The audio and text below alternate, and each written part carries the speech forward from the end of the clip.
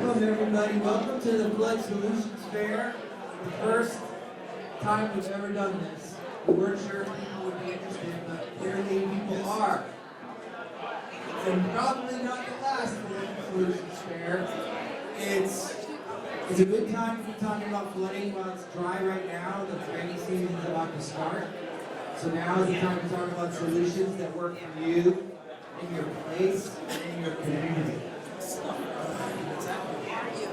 Oh, yes, I should say who I am. So my name is Nick, and I'm just a guy who had a lot of flooding issues, and I started to research it, and I started to share what I found out under this thing called the City Sponge. It's like a newsletter. So that's me. And as I've been talking to people, I've met so many cool people working on these problems and solutions, and I wanted to highlight them, and that's what today is about. And we have all sorts of people representing things that we do in your place. We also have people representing things that we do in your community. This is meant to be a discussion between tradespeople, citizens, policy experts, and elected officials, because that's where the conversation really needs to happen. Because I know when I was thinking about my place, I was like, well, is that the city's job to fix the sewer that's draining into my house, or is it my job? How am I going to pay for this? Are there incentives for things like flooding, just like there are for solar, just like there are for heat pumps? Those are the questions that I wanted to try to address today, and we've got great people here. So, why don't we start by just going down the row, and I'm going to let you introduce yourself. Some of you gave me slides, and I'll pick those up. Okay? So, Tyler, you want to kick it off? Yeah, Yeah, keep going. Sure. Hi, everybody. Good to be here. My name is Tyler Taba. I'm the representative of the Waterfront Alliance. We're a nonprofit organization based here in New York City. We're working with New Jersey. We can focus on climate resilience, adaptation, design, maritime, working waterfronts, and public access to waterfronts. So we're really excited to be here and part of this conversation. Hello? Hi, my name is Sam Thomas. I'm a local landscape designer from State Water, specifically focused on water for the ability to manage stormwater and mitigate flood. We believe that you, the citizen, have an integral part in the process because you live or work at the source of where the precipitation is taking rainfall and that kind of place. And we've been working with a group of neighbors in the watershed to figure out resilience solutions through a garden infrastructure network whereby they can communicate the findings on what works with each other and try to sort of advance the yield of the this initiative is taking shape in the Flood Club, which we consider to be a form of citizen infrastructure. And the focal point is communication that people can have with each other to ensure that their risk of flooding is being reduced. And that's what this part is focused on. Recognize that while we live in is actually a natural system, but it's still existing beneath all of us. And it shows up every so often in these essential programs and experiences. There can be trauma and reports and stuff.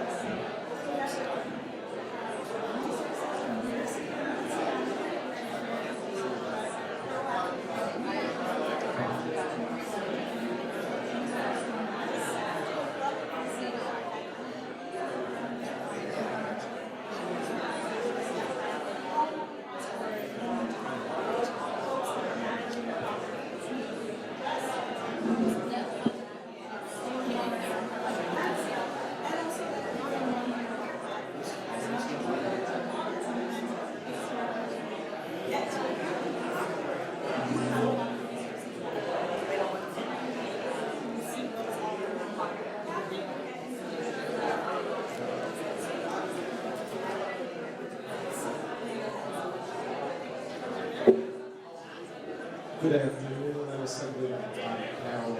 First, I want to thank Nick and all those who brought us together today to talk about this really important topic. Nick and I have spoken many times about how we can mitigate flooding right here in Brooklyn.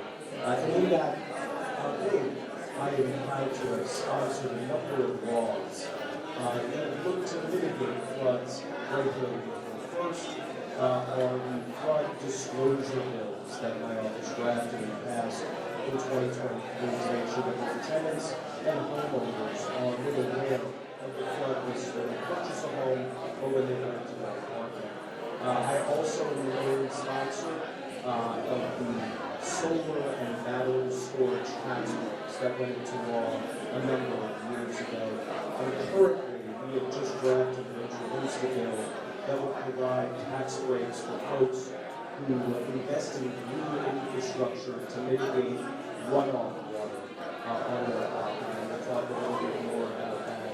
And since I'm really glad to be here and to be here with this panel to talk about ways that either in Albany or right here in Brooklyn we can mitigate flooding sooner.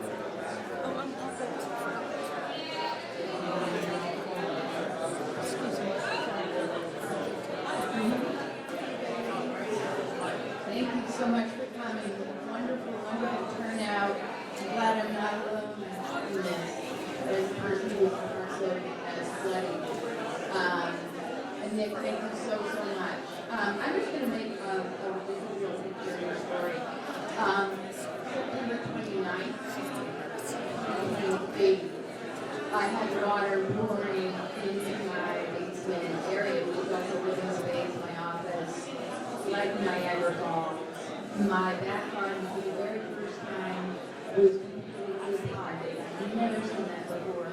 And I think it was reading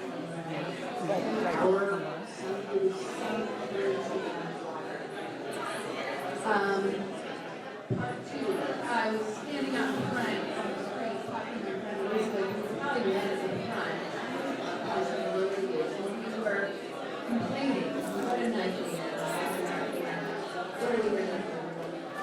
And what happened was, we decided to talk to other neighbors, because we were also about what we were going to do, what we were going to do.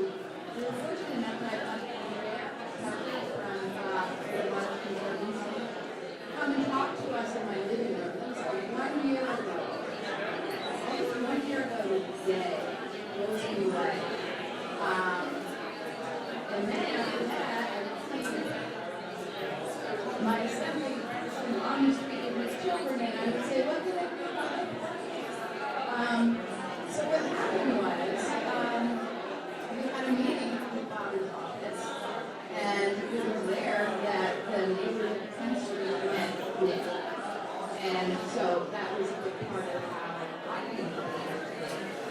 And I also want to add, we were guinea-pigs, six of us on 10th Street. And this is the part I want to underscore. 6 of us were able to sort of dig into our pockets and put our trust in field forms, Sam, who's sitting right there, to help us manage the stormwater, that the system cannot handle. And the big concept there is how do we deposit water? How can we deposit into the system and follow it up? And so Sam, helped us figure out in the influence of us pioneers how to handle this, what to do, the suggestions, and working on it. So I just want to also say, start the conversation. When you communicate with start really small, complain with your neighbor. If they're too historically, the power of and especially after this wonderful foundation of first year looking at with all of those flood solution there. Keep asking them what I can do on not alone, whether you are an owner or a renter or whatever your deal is. So I hope that you enjoy that. All I'm That doesn't happen all you say, Jay. Thank you.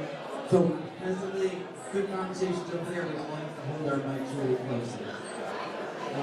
Bobby, you're the best at that. I think you have the most practice with microphones. So what Jane just said is she had a problem. She found out her neighbors also had a problem. I've experienced this too, which is my water is their water.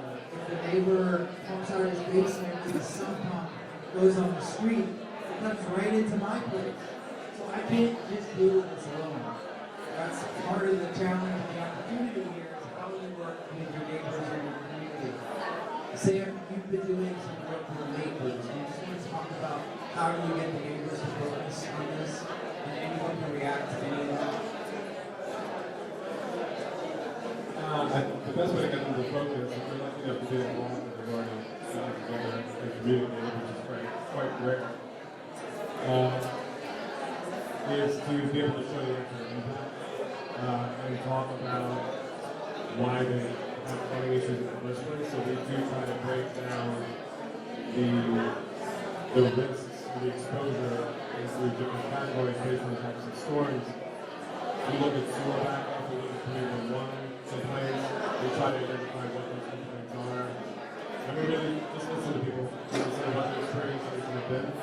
We recognize that each property is going to have a different set of parameters, but we've established a standardized set of the most basic parameters possible. And we do strongly believe that no matter what the situation may be, there is a great opportunity to mitigate. Obviously, the more participation, the better. But you'd be surprised. I mean, with just a small intervention, a small group of neighbors, it can make a substantial difference. And the time will tell, and the proof will be when we get one of these intensive storms. But we're talking. And Sam, while you have the microphone so well positioned, one thing that I know from talking to Sam is the reason neighbors often have problems, not just because of the sewers, but because they are on water tables that are very high under the block where they live.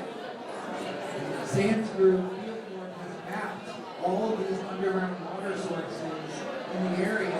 You would be surprised at how many of us are living on top of water sources that were naturally there. But we didn't realize that Sam's group does digging where they actually take samples of soil and they see where the water tables are. Do you want to just talk about that? Yeah, so there's an exposure to the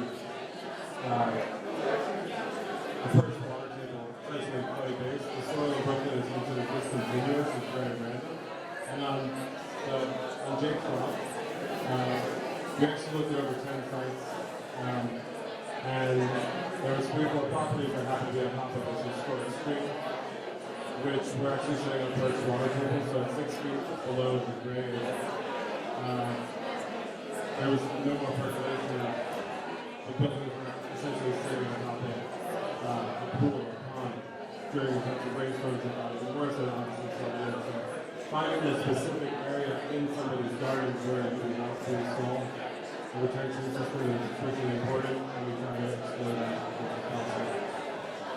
So you can see Fieldborn's page, we'll learn more about that later.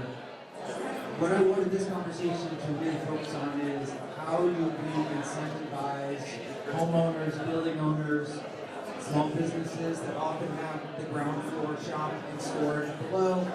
How do we incentivize them to spend the money to do the flood work, but then how do we give them help to pay for it? Because we help people pay for solar, we help people pay for heat pumps, we help people pay for electric cars, who use them. How can we help people pay for the flood work? And does anyone want to take that?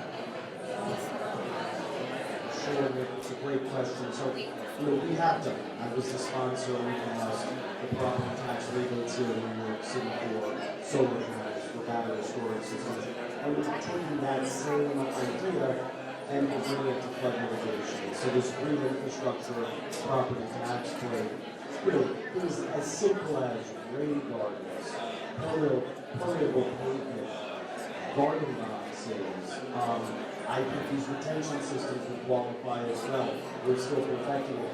We're trying to make sure that we're asking whether they're homeowners co-op owners, city department, you know, the residential apartment, are taking these steps to figure out ways not just to protect our own land, but also protecting neighbors. What we're trying not to do is have somebody build their own little fortress, and they say, well,